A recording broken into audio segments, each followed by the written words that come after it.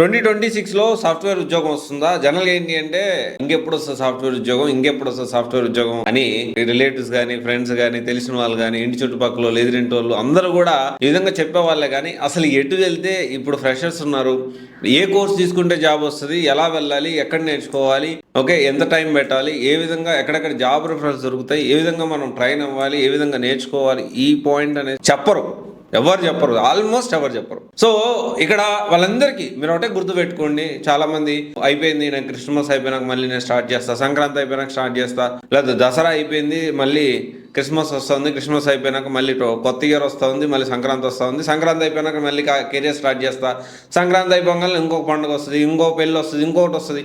ఇలా ఏంటి అంటే ఒకటే గుర్తుపెట్టుకోండి, ఎప్పుడైనా కానీ మనము రేపు సంక్రాంతి కనీసము ఒక ఫామ్లోనే ఉండాలి. మీరు అట్లీస్ట్ కుదిరితే, నేనేమంటానంటే కుదిరితే భగవంతుడి దయ వల్ల అన్నీ బాగుంటే ఖచ్చితంగా ఆ సంక్రాంతి పండగకి ఇంటికి వెళ్ళేటప్పటికి ఒక మంచి జాబ్ తెచ్చుకొని ఇంటికి వెళ్ళండి.